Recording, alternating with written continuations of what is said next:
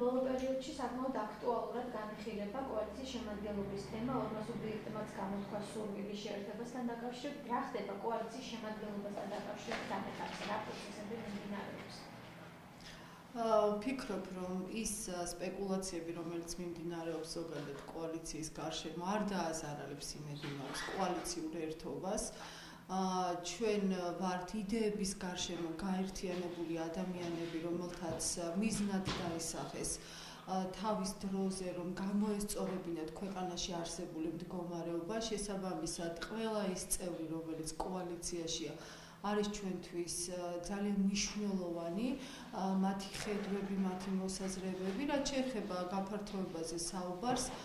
ეს მხოლოდ და მხოლოდ გაამდიდრებდა კოალიციას, თუ კი სხვადასხვა მოსაზრებების გამო ახალი წევრები, როგორც აი პოლიტიკური სუბიექტები დაემატებიან, ჩვენ ამას მხოლოდ მივესალმებით, თუმცა ეს უნდა იყოს ღირებულებებსა და იდეურ თანხმედრაზე აგებული ერთობა, რა თქმა უნდა. და არის საუბარი ამ ეტაპზე გაფართოების თემაზე, სოციალ-დემოკრატებზე და მწვანეების თემა თუ განიხილება? ბატონი გია ჟორჟოლიანი ჩვენი ფრაქციის ერთ-ერთი ძალიან სერიოზული და მნიშვნელოვანი პოლიტიკური ფიგურა გახლავთ. თუ კი დაუშვათ მას ექნება სურვილი, რომ ეს ურთიერთობა გადაიზარდოს, რა თქმა უნდა, პოლიტიკურ დაუშვათ პარტნიორობაში, სოციალისტური პარტიის მხრიდან, ჩვენ ალბათ ძალიან დიდი სიამოვნებით ვითანამშრომლებთ მასთან. ასევე ბატონი გია გაჩეჩილაძე ერთ-ერთი ჩვენთვის ძალიან მნიშვნელოვანი პოლიტიკური ფიგურაა, მასთან ძალიან კარგი თანამშრომლობა აქვს კოალიციას ზოგადად, ის მხარს უჭერს უმრავლესობის მიერ მიღებულ გადაწყვეტილებებს პარლამენტში და ბუნებრივია ამ თემების განხილვა მასზე მსჯელობა შესაძლებელია და მე არ ვფიქრობ, რომ რაიმე დრამატული ცვლილებები აი ამ კუთხით ელოდება ქართულ საზოგადოებას.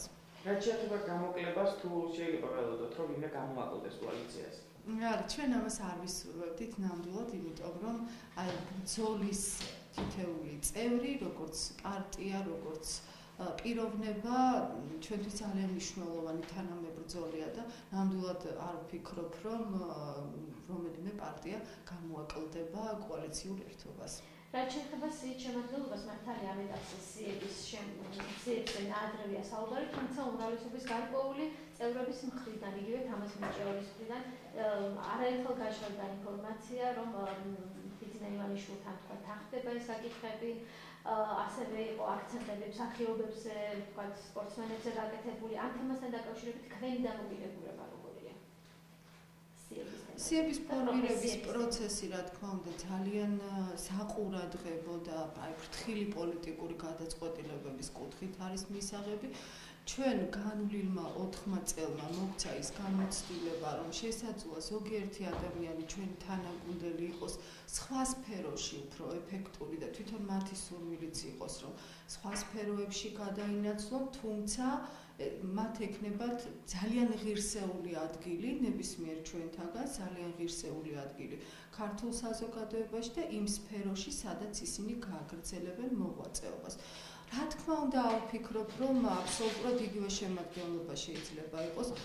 იმდენად მნიშვნელოვანი საკითხები აქვს დღეს ქვეყანას გადასაჭრელი, რომ ვფიქრობ, მხოლოდ იმაზე აპელირება, ვინ იქნება სიაში, ან ვინ არ იქნება, არ არის დღეისათვის ძალიან აქტუალური. მე ვფიქრობ, გაცილებით აქტუალურია ის პრობლემები, როგორიც არის გაჭირვება, სიღარიბე, სოციალური საკითხების მოგვარება და ასე შემდეგ. ეს გაცილებით მნიშვნელოვანია ქართული საზოგადოებისათვის, ვიდრე კონკრეტული საარჩევნო სია. ჩვენ მივიჩქარებთ ოქტომბრამდე ბევრი დროა დარჩენილი. მოგეხსენებათ, რომ საბოლოო რეგისტრირება კანდიდატებისა ხდება 40 დღით ადრე ცენტრალურ საარჩევნო კომისიაში და მხოლოდ მაშინ შეგვიძლია ჩვენ ზუსტად ვთქვათ, ვინ იქნება საარჩევნო სიაში. ხალხი გადაწყვეტს ამას, ვინ იქნება საარჩევნო სიაში, ვინ იქნება ეფექტური ამ თუ იმ თანამდებობაზე, ბუნებრივია, ეს არის პერსონალიების თემა და ვფიქრობ, რომ ზედმეტი აჟიოტაჟია ამ საკითხების გარშემო ატეხილი. ჩემთვის პირადად, როგორც ქართული ოცნების ერთ-ერთი დამფუძნებლისათვის, თანაბრად ძვირფასია ყველა ის ადამიანი, რომელიც ამ ძიმე ბრძოლაში იღებდა მონაწილეობას. მიუხედავად იმისა, ეს ადამიანები არიან პარლამენტში თუ არა.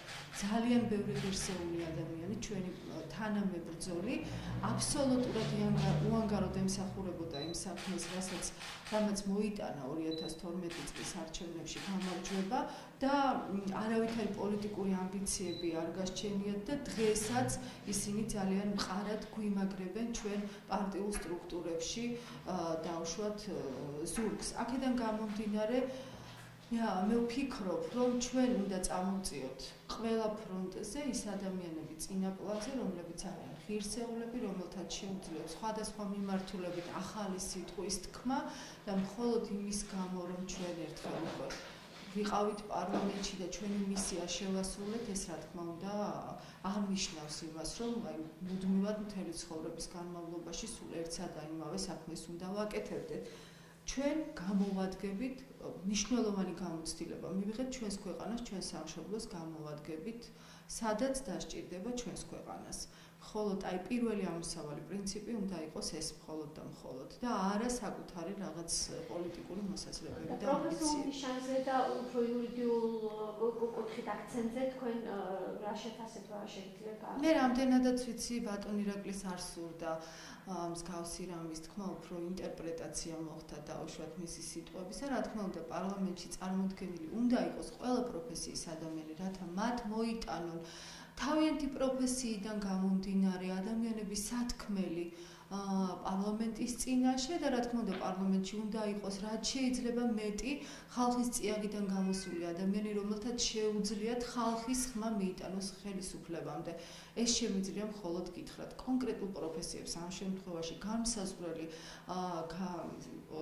გადაწყვეტილების მიღების დროს არ უნდა იყოს განსაზღვრელი იქედან გამომდინარე, რომ კანონის შემოქმედების პროცესში, კანონ შემოქმედების დროს მთავარია იდეა.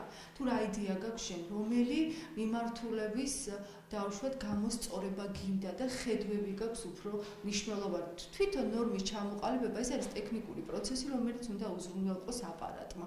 აქ განსაკუთრებულად ტრაგიკულს ვერაფერს ხედავ, დიახ, ჩვენს პარლამენტში იქნებიან ყველა პროფესიის ადამიანები, დარწმუნებული ვარ და ძალიან უფრო მე იმედი მაქვს, რომ აი უფრო მეტად წარმატებული იქნება პარლამენტის საქმიანობა. თუმცა დღესაც მე ვთვლი, რომ ჩვენ ძალიან სერიოზული რეფორმები განვახორციელეთ და ძალიან მნიშვნელოვან პროცესებში მივიღეთ მონაწილეობა და კიდევ საკმაოდ დიდი დრო ვრჩება იმისათვის, რომ უფრო კარგად შევასრულოთ ის ვალდებულებები, რომელიც ავიღეთ 2012 წელს ხალხისა და საზოგადოების წინაშე. და თქვენ აპირებთ დარჩით პოლიტიკაში. იცით რა, მე ვფიქრობ ამ თემასთან დაკავშირებით, არ ვფიქრობ, რომ რომელიმე ერთი მიმართულება არის ჩემთვის პანაცია, მე მინდა ვიყო იქ, სადაც ვიქნები უფრო ეფექტური და უფრო კარგად მოვემსახურები ჩემს ქვეყანას. აქედან გამომდინარე, მაქვს რამდენიმე ვერსია ჩემს მომავალთან დაკავშირებით და როდესაც საბოლოო გადაწყვეტილებას მივიღებ, აუცილებლად ამასთან დაკავშირებით ვიტყვი და ხმამაღლა განვაცხადებ საჯაროდ საზოგადოების წინაშე. თუმცა ერთი რამ მინდა გითხრათ, რომ მე არჩევნებამდე დარჩენილ პერიოდში უნდა მოვახერხო იმ ადამიანების ნდობის გამართლება, რომლებიც გვერდში დამიდგნენ 2012 წელს და უნდა ვემსახურო ტყიბულის რაიონს, როგორც შემიძლია, როგორც კანონშემოქმედებით დონეზე, ასევე იმ სფეროებში, სადაც მაჟორიტარ დეპუტატს შეუძლია საკუთარი სიტყვის თქმა. და თქვენ როგორ აი ამ პერიოდს როგორ შეაფასებთ, ანუ ის დაპირებები, რაც ჰქონდათ მიცემული, თქვათ როგორ რა პროცენტული მაჩვენებლით, რამდენად შეძელით აი ამის გამართლება, თქვათ, ჰქონდათ იმის შესაძლებლობა ყველაფერი ბუნებრივი აქტზე არ იყო დამოკიდებული, რომ მეტნაკლებად, თქვათ, გავიკეთებინათ. მე ძირითადად კმაყოფილი ვარ იმ საქმიანობით, რომელიც გავწიეთ ძალიან რთულ პერიოდში, ძალიან რთულ გარდამავალ პერიოდში. ეს 3 წელი იყო ნამდვილად ძალიან მძიმე ტვირთი და პასუხისმგებლობა, რომელიც ჩვენ დაგვეკისრა ქართული საზოგადოების წინაშე, იმიტომ რომ ნამდვილად არ არის იოლი არა მხოლოდ მოსმენა იმ პრობლემებისა, რომელიც ჩვენ საზოგადოებას აწყობს, არამედ შემდეგ ფიქრი, როგორ უნდა გადაიჭრას ესა თუ ის პრობლემა. ბუნებრივია ჩვენ გვაქვს ძალიან მნიშვნელოვანი მიღწევები. პირველ რიგში გამოვყოფთ ჯანდაცვის რეფორმას. მე ნამდვილად არ მეშინია, რომ რომელიმე მოქალაქეს შეექმნება პრობლემა და ის ვერ იმკურნალებს და ამის გამო დადგება მძიმე და ფატალური შედეგი. თუ კი რაიმე ესე იგი საკითხებია გადაუჭრელი, ჩვენ გვაქვს ძალიან ეფექტური თანამშრომლობა ჯანდაცვის სამინისტროსთან და ყველა ასე ვთქვათ პრობლემასთან დაკავშირებით ვიღებთ ადეკვატურ პასუხებს. ვფიქრობ, რომ სოციალური დაცვის სისტემა რეალურად საჭიროებს რეფორმას, ისევე როგორც საპენსიო სისტემა, ძალიან მნიშვნელოვანია და მე იმედი მაქვს, რომ მთავრობასთან ერთად სწრაფად გადავდგამთ აი რეფორმისაკენ ნაბიჯებს. ადგილობრივი თვითმმართველობები ჩვენ სერიოზულად გავაძლიერეთ იმით, რომ ადგილებზე ადამიანებს მივეცით გადაწყვეტილების მიღების უფლება და ეს იყო რევოლუციური ცვლილებები, რომლის განხორციელებაც ვერ გაბედა ვერც ერთმა წინამორბედმა ხელისუფლებამ. მე პირადად ამჟამად მუშაობ საჯარო ინფორმაციასთან დაკავშირებულ საკითხებზე, რათა პასუხისმგებლობა საჯარო ინფორმაციის გამცემი დაწესებულებების მხრიდან უფრო ამაღლდეს ადმინისტრაციული პასუხისმგებლობის ფარგლებში და ვფიქრობ, რომ ესეც იქნება ძალიან მნიშვნელოვანი რეფორმა. ასე რომ დაპირებების ძალიან დიდი ნაწილი ვფიქრობ, რომ შესრულებულია, თუმცა ეკონომიკური მდგომარეობა და სოციალური მდგომარეობა მოსახლეობისა ნამდვილად არ არის სახარბიელო და ჩვენი ახალი პრემიერის ხელმძღვანელობით ხელისუფლება გადადგამს მნიშვნელოვან ნაბიჯებს, რომ ის საგარეო პრობლემები, რომელიც გარშემო რეგიონში მძვინვარებს ეკონომიკური კრიზისის სახით, რაც შეიძლება ნაკლებად დამაზიანებელი იყოს საზოგადოებისათვის და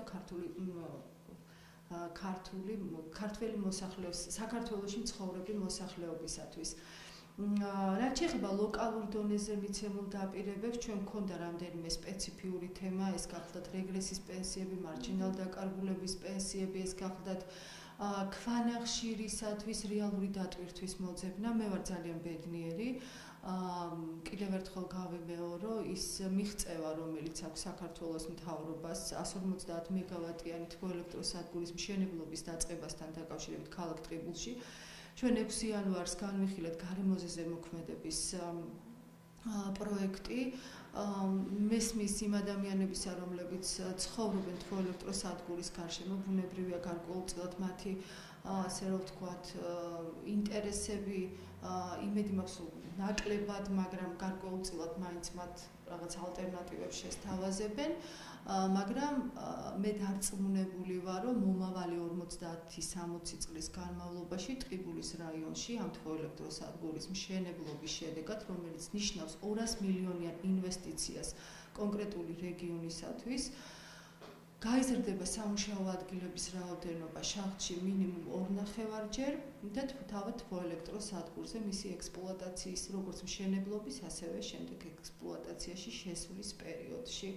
ასე რომ ვფიქრობ, რომ ხელისუფლებამ ტყიბულელების წინაშე მიცემული დაპირებების უმეტესობა შეასრულა და გარდა ამისა ჩვენ გვაქვს კიდევ დრო დარჩენილი იმისათვის, რომ ვიმუშაოთ სიტუაციის უფრო მეტად გასაუმჯობესებლად.